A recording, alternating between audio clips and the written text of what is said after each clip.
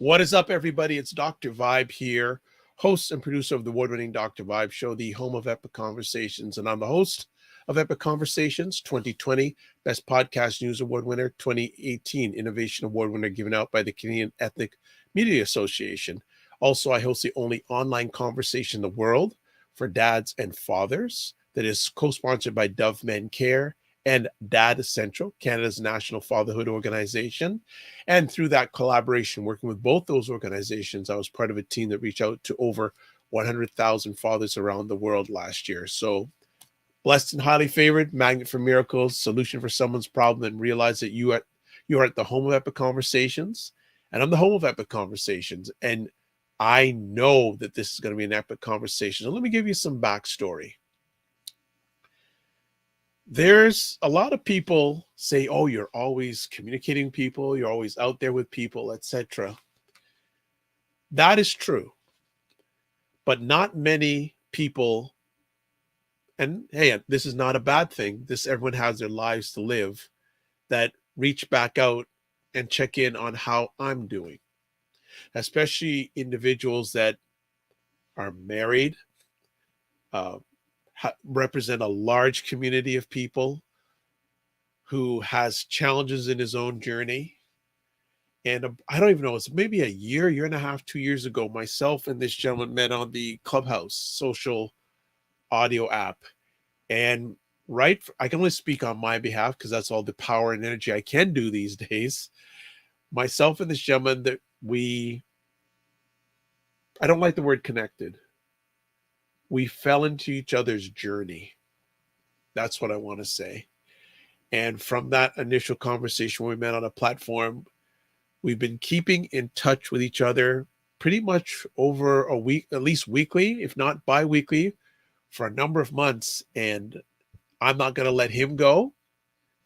I don't know if he wants to let me go because he's got over hundreds of thousands of people that have take his time. Plus, he has a beautiful wife and a beautiful family. But that was the backstory. Let me tell you who's we're going to be sharing with tonight, or he's going to be sharing with us. His name is Sid McNairy. He's the architect of the art of peaceful living and a spiritualist in every sense of the word. He has trained himself to help others to find relationships to connect to your highest and best self. He's here to help people find discipline in their walk with meditation, yoga, and self-discovery, to know how to access peace and joy in every way. While on the journey to the art of peaceful living, individuals experience a making of a masterpiece of their lives while gaining access to the abundance to move forward for all. And I've heard that and I've experienced that. He's the teacher of teachers, coach to coaches, as he walks the walk of peace. His work is widely known internationally as he has touched lives in every continent. He's the international best-selling author of many books, and him and his dear wife are co-writing the next book, The Search of the Perfect Wave. But we're going to be talking about another book tonight. But let me bring it to the stage for the first time, and hopefully not the last time. Sid McNairy, how are you, sir? I'm doing great. It's great to be here and great to get connected with you and your community, and just looking forward to this. So thank you for having me. This is long overdue. You know that. Yeah, it's been a little while since we talked about doing this. but I'm speaking right now. It's going to be the first of many. I love because, that. I love yeah, that. because there's and family, whether you're watching this live or the replay, our conversations are so rich. So rich. Like, I wish some people had the chance to listen to some of our conversations, and maybe one day you will, outside of these type of conversations. And one of the things that bonded me close to Sid is part of his heritage is Indigenous. And I hope he shares some of that with us today, this evening, tonight. And I share about this periodically. Just before the pandemic hit, I had an opportunity to go to Yellowknife in the Northwest Territories. Changed my life. And there weren't a lot of people that I could relate this to the got it. And when I shared that with Sid, well, actually, when I first met Sid, he shared about his indigenous heritage. And I felt it. I said, Sid, I feel you. I got to tell you what I experienced. And he celebrated my experience there. So I want to thank you for taking the time because, again, this young man has many people tugging at him from all around the world. So, Sid, again, thank you. As we say, me bigging you up. Yes, me bigging you up because you deserve and have earned to be bigged up. Can you share a little bit about your background with our family today? Yeah. Well, first I'll say, family, forget about me. I love you. That's that. That's how it lands for me. And so as I share about myself, I just want to make sure everyone really sees and gets that space that it's not about me. We're all here together learning from each other's experiences, and that's probably the greatest thing that I think I have is my experiences. My experiences have uh, allowed me to be here now where I am. Good, bad, right or wrong, whatever, however you want to look at those things. And each one of them has shaped me to make me a better person and move me here. And so when it comes to sharing about myself, I mean, I could talk about myself, gosh, long time. So the most simplest thing I'd say is uh, I was born in Baton Rouge, Louisiana. I started playing sports when I was 7. At 8 years old, I had a coach that taught me to meditate, and every coach after that taught me to meditate. And so, uh, in my under my belt, I have 454 wins in athletics and under 100 losses, and that kind of shapes where I am. You know, really, um, something that lands for me is peace has been the power for me that I live by, and because of sports and that whole essence that has opened up for me, I'd have to say that I am about winning at everything, like everything. I am probably the most competitive person most people would ever meet. And yet, it's not for me, winning at everything goes beyond beating other people now. Like, that's not a win at everything for me. Even if it's, if I were coaching a sport, I'd want the other team that I would win against to learn from the way that we move.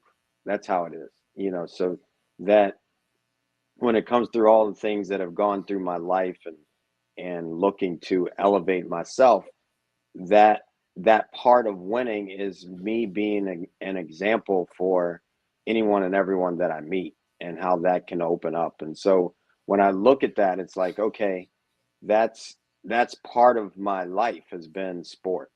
And then at the end of I coached college football for 12 years, and towards the end I began to have to look at where was I and how did I want to elevate my life. So that put me on my spiritual walk, in my spiritual path in that sense. And so from coaching football, I transitioned to yoga, uh, to really connecting into my Native American life, and that lasted for I ended up owning yoga studios for 14 years, Wow. where my practice had started in 1996 as far as yoga asana movement in that sense. And then what happened was I had trained my son to teach yoga at when he was 13, and then he bought me out of my yoga studio when he was 23. And Wow. all Yeah, and so all of a sudden I had to reinvent myself. And so that put me on the trajectory to where I am now. And so now what it is I work with um, coaches of teams, and I'm on retainer to go help them work with their teams and move them through yoga, move them through meditation, move them through the mental part of the game, which I think is the most important part.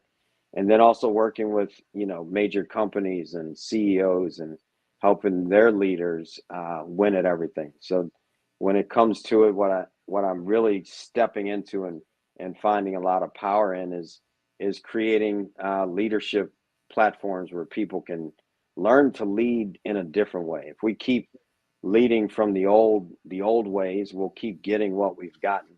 And if we evolve, then we can take the world into a new place. So that's what I'm looking at. Amazing. Some vision board music saying peace and blessings to both of you. Michelle Hollis saying hi to April, saying hi to you, hi to myself. Thank you, family. Yeah, come in with the comments, please do. We're having the first of, I'm saying, many epic conversations. Sid, you got into coaching, but who coached you when you were younger? So my soccer coach was really Coach Stevens. I had at 7 I started playing, and then I was seen as a kid that could play.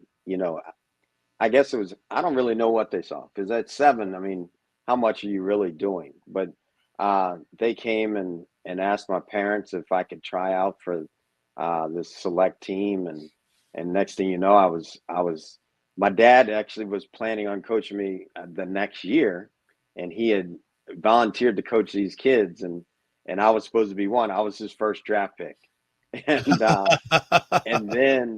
and then when I tried out for this team, I was gone. So he used to make me go to practice and show the other kids how to play. And I remember there was this young lady named, I mean, she was a little kid then, or we all were.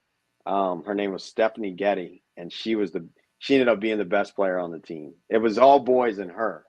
And, and, and we became good friends over the years, and we went to school together and things like that. But Coach Stevens was probably the biggest impact in my athletic career, because I played for him from 8 years old all the way up until I was 26. And he took us over Wow. to England. So he's by far the most impactful coach in some ways, because he had the most years behind and making that impact. So he was the one that would help us sit and be still and look at ourselves. And he had played with the likes of Pele and some great players and things Ooh. like that. And so then I had my high school football coach, Coach Harville, taught us to meditate. When I went to switch sports and back from football to soccer in college, Ishi taught us to meditate. Then I went and left playing sports in college and started coaching football. And when I went to work on my master's degree, for some reason, there was a guy that had played at Eastern Illinois University, and it was a class for sports administration for my master's. And he was like, Sid, you're going to teach everybody to meditate, because he gave everybody a project. But for some reason, he said it was meditation was my thing to teach everybody, and which was interesting, because he didn't know me from anybody in the room. At least I didn't think so. And then so once I started doing that, I began to teach meditation to all of my players. And so it's just something that's been in my life, and that part for me of being able to focus my mind to listen on a deeper level than just what's coming out of somebody's mouth. And it's not, there's that buzzword of active listening. I don't think that's listening at all, personally, because you can't do two things at 100%. So when it comes to that, I learned how to just be and really listen without thoughts going through my head, without judgments of right or wrong. Do I trust this person? Are they good or bad? Or all these different things that we have in our head. That was gone from me. And so I definitely would say Coach Stevens is the person that impacted my life in a way that was like, okay, here I am. Now, Coach Harville inspired me to become a coach and wanting to go and coach football, because he impacted so many lives as a football coach. And then I had so many coaches after that at Eastern Yeah. Illinois, when I coached for Coach Spoo, and Joe Novak in Northern Illinois, and Eric Holmes in Northern Michigan. And probably one of the greatest impacts on my life. And I say this, and even if my players see it, they might be, dang, he said that. It was Coach Hill. And we were alike in many ways, but we were really different. And I was so different in the sense of wanting to make sure I was working someone's mind, where he was like, all right, it's physical, it's physical, it's physical. Uh, but he was a big impact in my life because it let me navigate and become who I was really meant to become. So it was really good that way. What was the first coaching job you had, and what was that experience like? Hmm. So my first coaching job out of out of college, and I say only because of the amount of money I made, and but it was definitely what shaped me as a coach. My first job was with Bob Spoo, who has since passed, and he was an absolutely amazing coach because he coached at 1AA football. But I think at one point we took a picture, and there were 23 of us in the picture that were either well, now I'd say probably uh, 23. I'd say probably at least 15 of those guys coached in the NFL. And so, yeah, Wow. and so he was a That's huge the impact. definition of a coach's tree. Yeah, yeah, he was a huge impact because, I mean, I'm talking the likes of Sean Payton, Mike Mallory, so many Wow. different people that Yeah. he coached and put us into this place that, I mean, he'd pick up the phone and people would be like, I don't even need to interview. It was just that I, Bob says you're good, you're good. And so he was kind of, at one point, I mean, I was making $6,000 a year, and I had my son was on the way. And so he was like, you got to go take this job. And I wanted to go to Northern Illinois at the time. He's like, you don't want to go there. They're going to get fired next year. So I want you to go take this other job up in Northern Michigan in the Upper Peninsula. And I'm a Southern boy. I like this warm Florida weather here. Yes. And so he was like, go take this job. And then when they get fired, I'll get you a job with the next guy. And he did. He made that promise. I took the job so that I could feed a newborn baby and my wife, and we could keep going with our lives. And then he made true on his promise and called Coach Novak and said, hey, this is a guy you need to hire. And he did. And it shaped my life in so many ways. Wonderful. These days, the majority of people, well, you know what? I was going to say that recognize you from yoga and meditation, but you have families and communities in different areas. There's athletics, there's yoga, meditation. When did you realize that you were going to take your yoga meditation to the next level? Well, I'd say that what happened was at Morgan State, I was practicing yoga and meditating, right? And I used to practice by myself in the stadium, and people would see me, and they realized, all right, this guy's really peaceful, and yet at Morgan State we had 24 years of losing, uh, Ooh. and and yet there was an opportunity. Was they were the second most injured team in the conference, and so the Don Hill he bought into the idea that we could uh, get players healthy, and if we kept them on the field, we'd be better off. And so then I began to teach the whole team. So we'd have 100 guys doing yoga at once, and still to this day, a lot of them call me and say that they still do yoga, or they'll be in their office and feeling off and stop and meditate and do those kind of things. And so that was the transition. And then it got to a point where it was like, okay, I'm leaving coaching. This is where I'm going, and I'm going to go to yoga. Was that So a it was hard big. thing to do?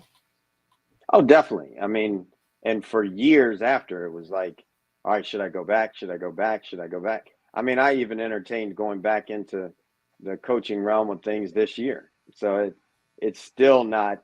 Well, I think this year was the final swing where I said, okay, I'm going to swing really big at this.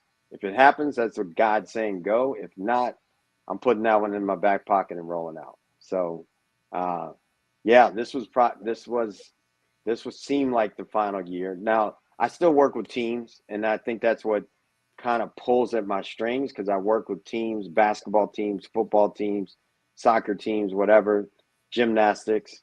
And so motivating people to do their best is still something I love to do.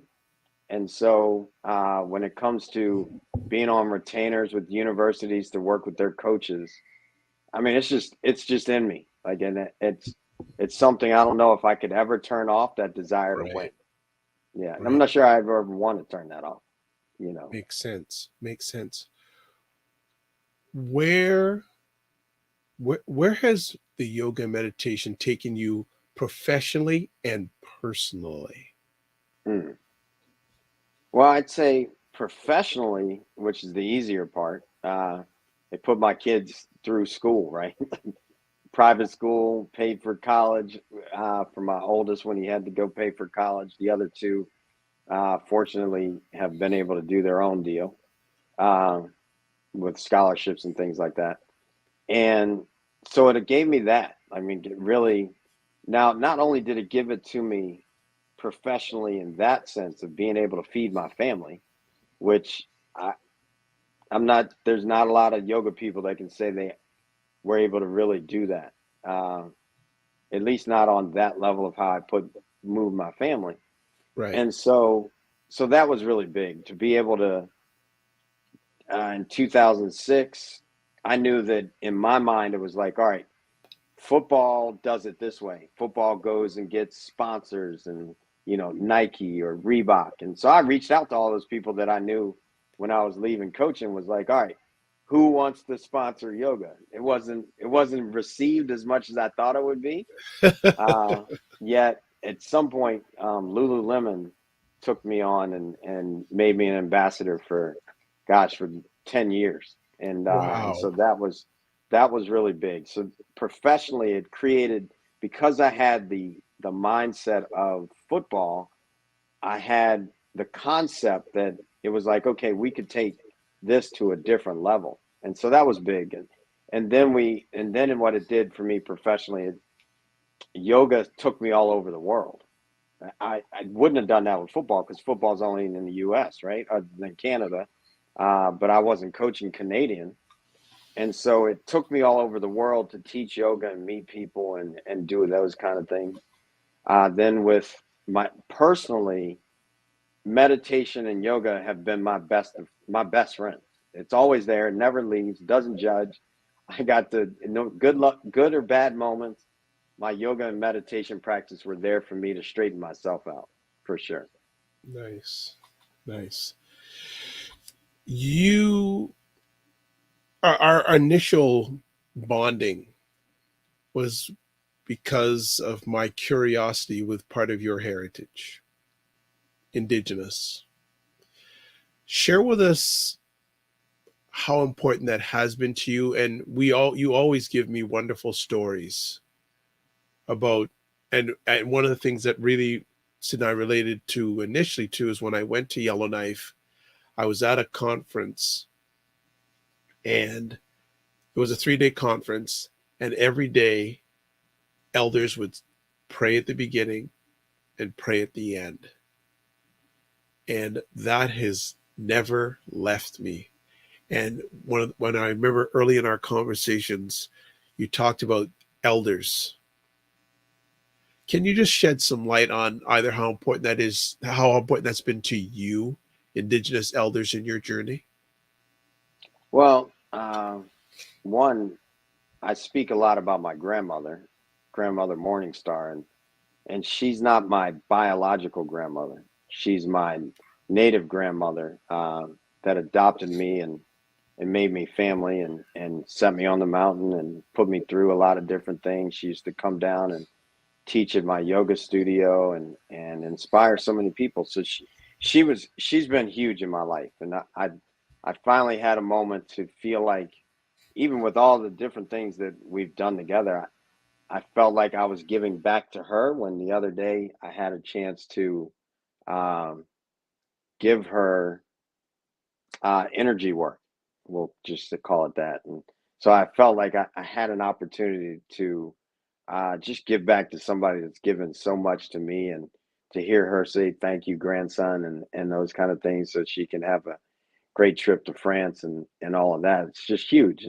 And so what happened in that journey, because really I started to really dive in after football. So I was already 34, when 33, when I started doing my biggest deep dive into my Native American practices.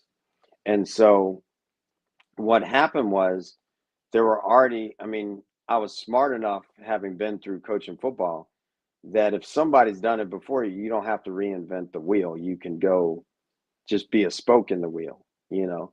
And so it was easy to listen to the stories that they would tell, to really say, okay, I'm willing to be coachable, uh, and listen to the stories, and now I can guide my life. Because I was already at a point of like, okay, this isn't working. Yeah. And if this isn't working, somebody's got to have something. I'm just going to listen and try to soak it all up. And in the Native American customs, things aren't really written in books. You go around somebody, and if it's something you're meant to pick up, you'll just know it when it's all said and done. And so I had that luxury to be able to be around amazing people, that poured into me and filled me up so that I could pour into other people. So I will always honor the people before me. I have a peace pipe that is, all these children on top of children, and on the top is a kid with the eagle head.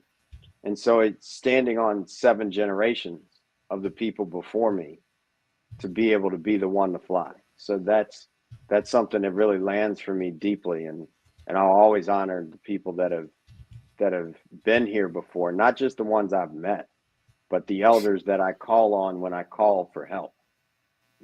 It's important to me. Yeah, that that sense that's ingrained in you, I really respect that.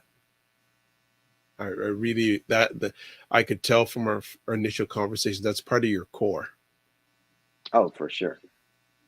That's part of your core. How much do you, and you mentioned already, it's part of your journey, but how much do you, how can I say, how is that part of you helping others? How much of that foundation of indigenous, of Native American is in you when it comes to helping others?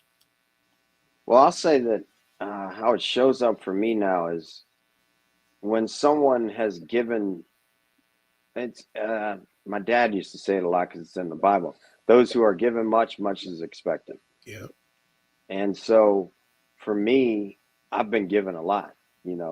454 wins weren't because Sid was the only one on the field, Right. uh, or Sid was the only one coaching, or it's always been about team. Right. So I'm only as good as those that help me lift up to be my best. And so with that, I feel like I owe it to everybody that comes behind me to share my experiences, because they aren't going to have my experiences. You know, Many people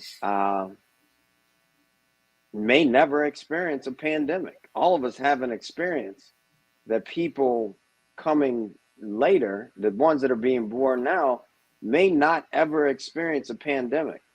So if they allow it to be, if it ever came back, which hopefully there'll never be a pandemic again for the rest of humanity, but if it ever came back like it was way before this one, we have something we can share and help them get through it if we are willing to share, and if they're willing to listen to their elders that have just, doesn't matter what they know, they've been around longer, period.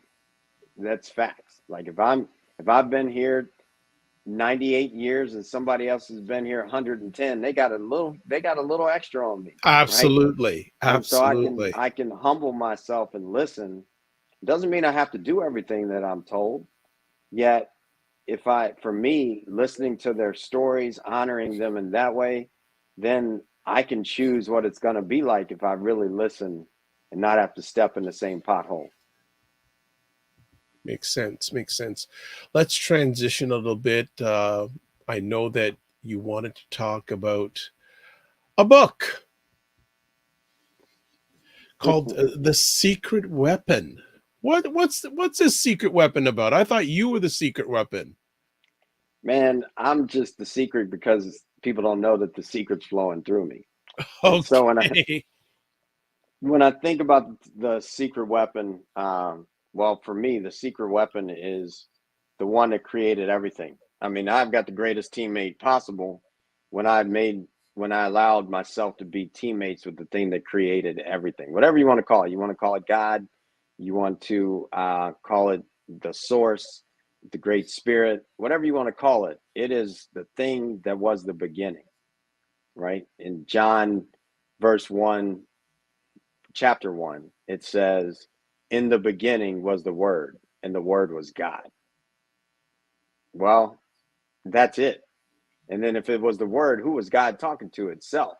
So if you know that, if you have any concept of that, to me, that's the secret weapon. Like, that's diving in. Now, what the secret weapon is about is beginning to really gain the perspective, the understanding of how can you operate with the weapon, with that secret weapon that really commands everything in the universe, not just Right. the world, but the universe, and the multi-universe is expanding beyond this. And so if I can operate and know how to move with that, then I have everything at my fingertips. And so that's something that I've cultivated for myself over the years. And then it's the secret weapon, win at everything. And to me, to win at everything means that I've got to achieve my best all the time. I've got to help someone else next to me be at their best. That's a win. You know, if I'm in a relationship, and it's okay if I've made steps that I see that could be different, next time go win that. You know, that's how that's for me, when losses and failure are a mute point, is when I keep going and I learn and I begin to win. That's when it becomes different. And so I love being in that mindset for myself. I love that I went and spoke at BAE Systems, which is a $25 billion defense contractor, so that they could learn how to bring peace back into their environment for the people coming out of the pandemic. That mindset helped them bring peace in a world that they may not have thought peace was the way to go, you know, because they're a defense contractor, which makes sense in many ways. And so now, how do you win as a defense contractor? If you got to use your weapons, is that really winning? Not to me. But if you may need them though. So it's just a whole space that I love bringing forward for people. So David Watt is saying Sid is on point. Hashtag peace, hashtag power, hashtag win. My guy, that's awesome. Right. Let me ask, this is another book. I know that you're the type of individual, there's a reason why you write a book. What is the reason why you wrote this book at this time of your journey? Well, you know, now I mean, all these books up here on the window. I've written 5 books, and why did I write this book? This book specifically started with a journey. My wife and I, Liz and I, sold everything in our house. Hit the road because I knew I was hitting a ceiling, right? Like, there was only so far I was going to go in the life that I was living. And I wanted to expand in a way that I could get to my mission, which is from my native name, He Who Brings Peace. Getting into that mission was like, okay, where do we go? And it's not here. So we got to go out there to find it. And so we hit the road 32,000 miles over the course of a year in several countries.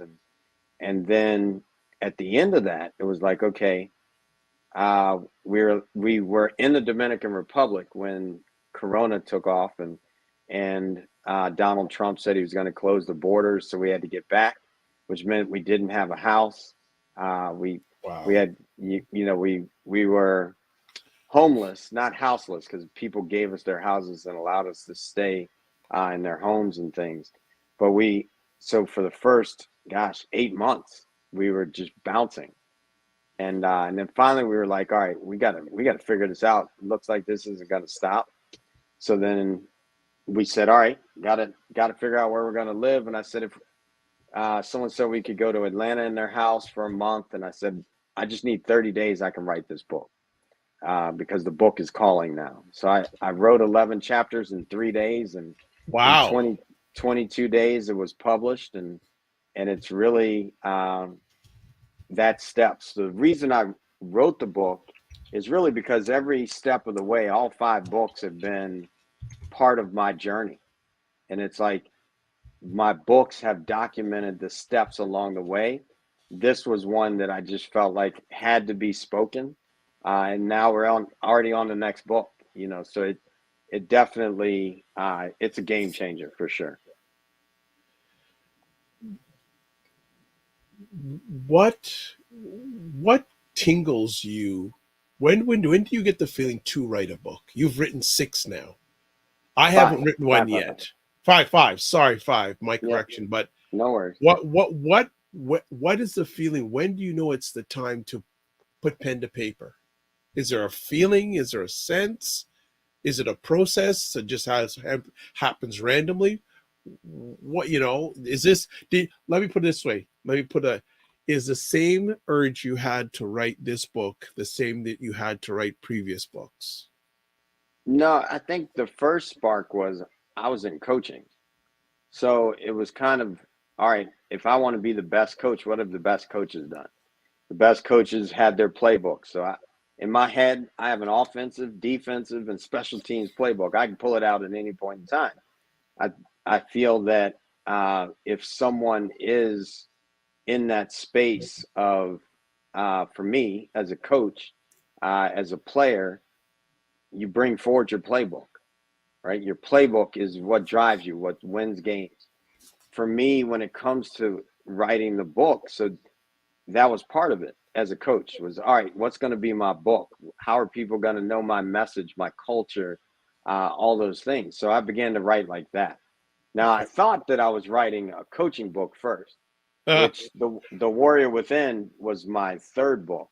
And yet what happened was other books came out before that. So I had 2 yoga books that came out before that. Then the Warrior Within, which was my journey, my spiritual journey, and then taking all the coaching antidotes. It's really 2 books in one. So maybe that's why you said 6. In the second part, it's the coaching antidotes and how they related to the spirit of the game, and the game is life is the second book. And of that book. And then this really just unfolded in a way that it was like, okay, this is what it's time for me to deliver that. Now, Mhm. the book that I've already started writing, I mean, but many people don't know. I lost my sight down to 10% of my sight. Right. And so when I began to get that back, I instantly, before I lost any recollection of, all right, I've lost my sight, what has it taught me? I went and outlined 11 chapters because it was like, now I haven't started writing the individual words, but I know it's there and can recall it, because it was like, no, this part of my journey is something that most people lose their sight. It's at the end of life. So I wanted to make sure that book that's coming, that it was ready to be delivered. This one was right after we took a journey. I mean, how many people sell everything in their house and hit the road to go find what's next? So for me, it's really that spark of, I'm here as a teacher. I'm meant to teach, and so when I get the lessons, I want to put it in a book and let that out. And so for me, I mean, I've trained close to 3,000 yoga teachers, and when I do that, I don't have a book. I walk in as Sid, and I can walk somebody through all the steps of 500 hours worth of teacher training with me being the book. And I think that's important for me. Like, yes, people can go read my books, yet I feel that anyone that writes a book, they should be the book that Okay. they write. Or even if I have a friend who is very devout Christian, and he's memorized like 50 verses in the Bible. Wow. And so that's his playbook. Don't come to me telling me you believe in anything, but yet you don't know how to recite anything from the anything. Right. So Got that's it. part of it for me, is making sure that the people that really want to walk this walk of peace have access to the teaching so they can become the book. I don't want to get too deep into you almost losing your eyesight, but you did mention, so I have a question and you can take it whatever way you want.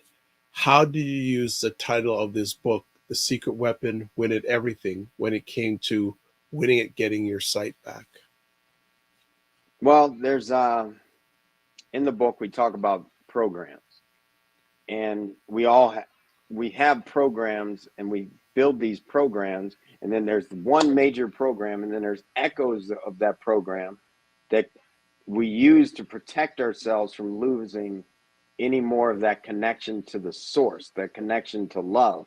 Every time something comes, we build an echo of that program. So when it came to losing my sight, what I've come to know with the programs is I couldn't see the full program.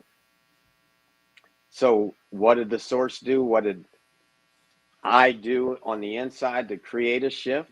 Took my sight away.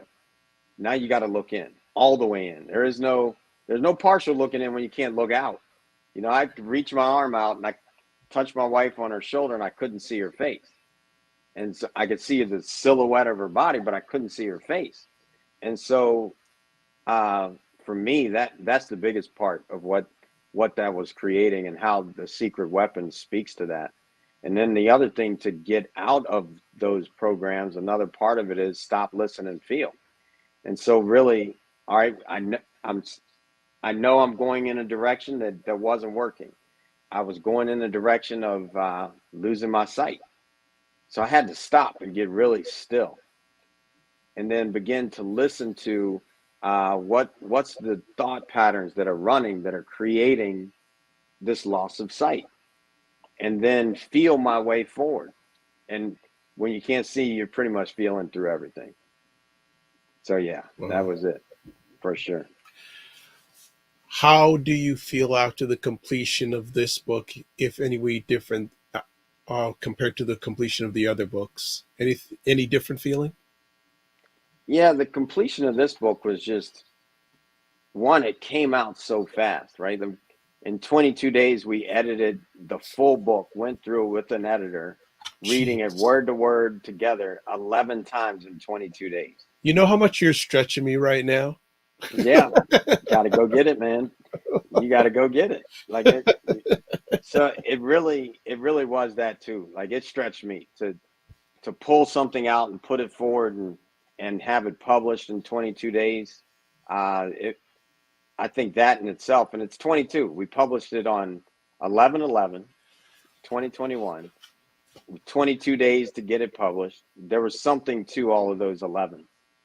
So I really feel that there was a sense of, all right, this has got to come forward. So that came forward. And then, I'm up to so many different things. Like we just finished the movie, the erasing those programs from me and getting clear, um, acknowledge, receive, and transform. But to do that, acknowledging where the patterns were and what was stopping, receive the information to make a shift, and then transform to what I'm bringing forward. That's the art. That's the art in so many ways. So this book helped pull forward and gave me this, like I feel, the Navy SEAL saying, slow is smooth, smooth is fast. So if I slow down, I actually speed up. Because if I slow down, I now begin to see the steps and I take them precisely, which speeds me up in the end because I get there directly, right? There's no side turns and having to come back to getting back online. So what happened over the time of really slowing down in order to speed up, I now got to a point where I was like, okay, I'm slow enough that I'm really fast. And it's just this book has put me in that process of slowing down to speed up and to watch myself so that I can be precise and continue to move forward, let my words speak that transform the space of where I'm going, and continue to speak everything into existence as this alignment of truth inside, letting that come forward. So it's been pretty powerful. So just some message here, a long time supporter of the Dr. Vibe show and Dr. Vibe. Sid is so inspirational. Playbooks, programs, elders, and the warriors within are grabbing me as I am listening. I will buy the secret weapon and study the secret. Thank you, Dr. Vibe and Sid, sir. And You're also, welcome. and from Australia, by the way. Awesome. That's awesome. Wonderful gentleman. And Angie says, how does one start to be? I hope I understand. How does one start to begin to be the best you? That's probably the way it should be worded. Well, I'd say the way that someone starts is first to just make the commitment. Say, like for me, that commitment was I wanted peace in my life. And so the universe is already starting to answer as soon as you just say, this is what I want. And then we can hop on a call. You can go on the website, artofpeacefulliving.com or sidmcnairy.com, and set up a call. We can jump on the phone. I love helping people. Sometimes that 30-minute call that we do, I know someone who transformed her marriage, and it was just that 30-minute call. So if it's only 30 minutes, we're good to go, and you keep flowing. If not, there's different ways. There's the 8-week peace program to come into, and many different things in that way. So there's a lot of steps that you can take, and I love doing that with people because I've done it, and so anyone can do it. The last thing I'll say on those lines is to make sure that when you say it's what you want, have the discipline to see it all the way through. Look at this. And I guess you're a doctor now. Thank you, Dr. Vibe, and thank you for answering Dr. Sid. That's my dad. That's not me. That's my dad's Dr. Sid. I don't know if I even want to go to school to get that title. Where do you get your resiliency from? My resiliency. Well, it's in my bloodline, right? I was blessed to be born with so many different nationalities running through my blood. And so because of that, hold on, just before you go any further, why don't you just list them for people? Because people may want to go, what's he talking about? Native American, Egyptian, which now is more Ethiopian because they kind of taken over that region in many ways. Scottish, French, Indonesian, and a whole lot of other stuff. But that's the basics of it. And so I really feel that, think about it, like even in that sense, let's not even go where most people probably go, like African American, they've had to go through this, that, or the other. I'm not even going there. I'm going to all of those melting pots in my body. The ones that show up that people see are the ones that were able to survive with all the other ones coming into my body at the same time. So that resiliency is who I am because I'm so mixed, period. The resiliency is what has birthed me to be me. We're all that level of resiliency when there's millions upon millions of sperm that swim to only one makes it.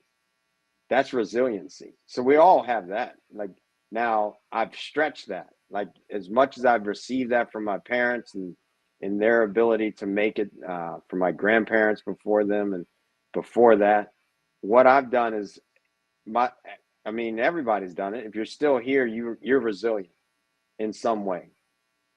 And for me, I've been through a lot of tests.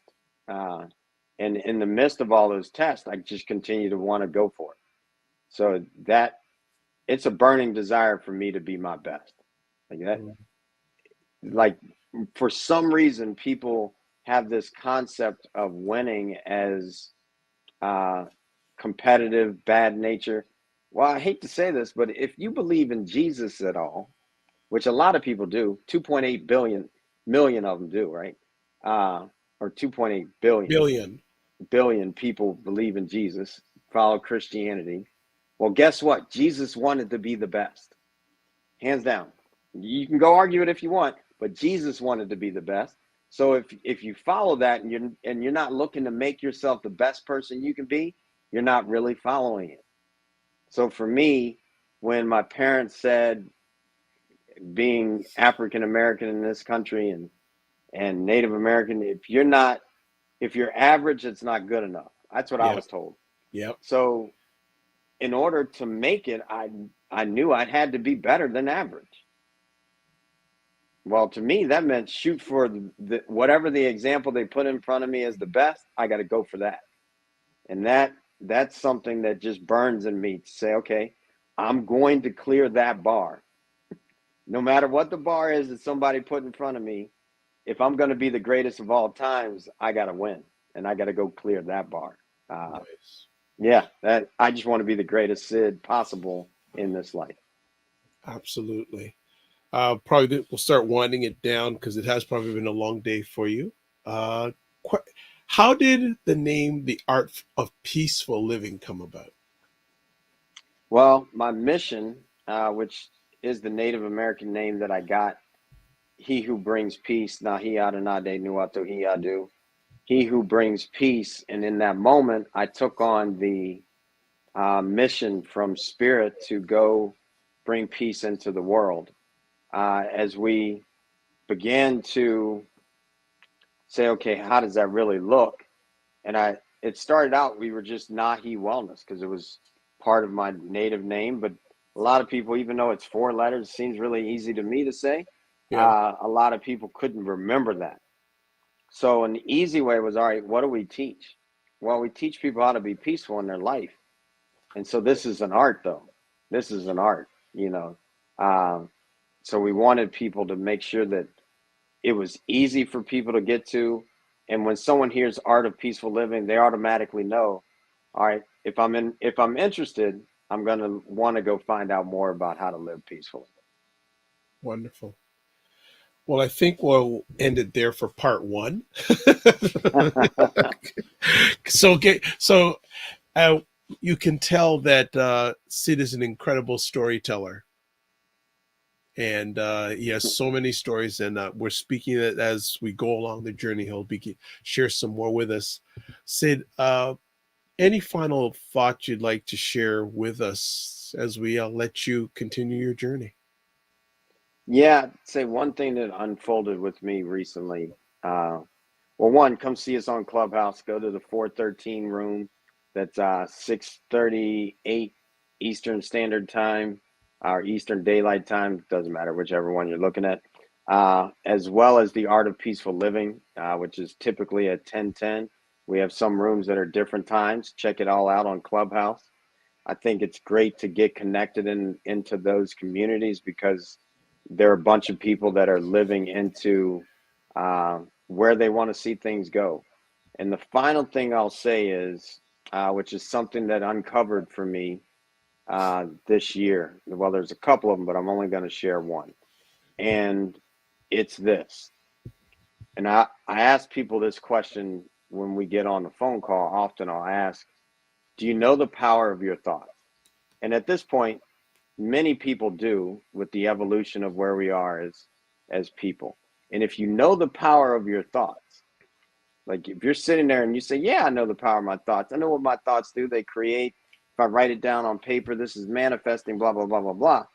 Well, then why would you ever have anything other than a positive thought? And if you take that and run with it, it'll walk you all the way home. Like really, like why would you ever speak another thought? It hits the thought first. So if you're speaking negatively, you're actually creating that into the world. If you're thinking negatively and you write it down negatively, you're creating that into the world. If you're thinking negatively about yourself and you're looking at yourself, you're creating more negativity into your life. So why would you ever have anything other than a positive thought? Go be positive in your thoughts and watch your life shift. Wow. Great words to end it off by Sid McNairy, a brother from another mother. And there's a book, The Secret Weapon.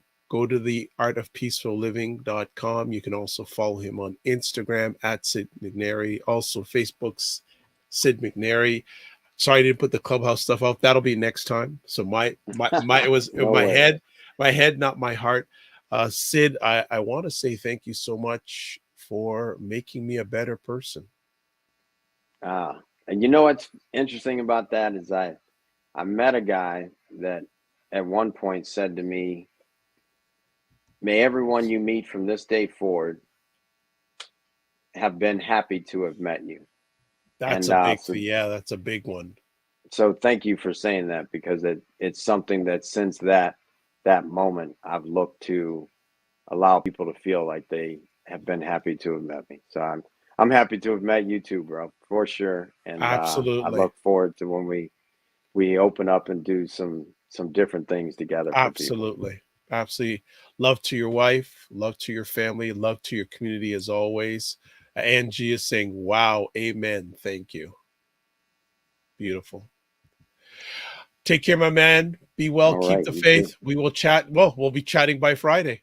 So Yeah, you got at it. least, well, actually tomorrow. Actually, tomorrow we'll be chatting. There we go. Yep. So just for those who don't know, Sid and I make it a regular to speak once a week on Thursday afternoons. So you got us tonight on a Wednesday night, but we got each other tomorrow. And then also I joined one of his clubhouse rooms on Friday.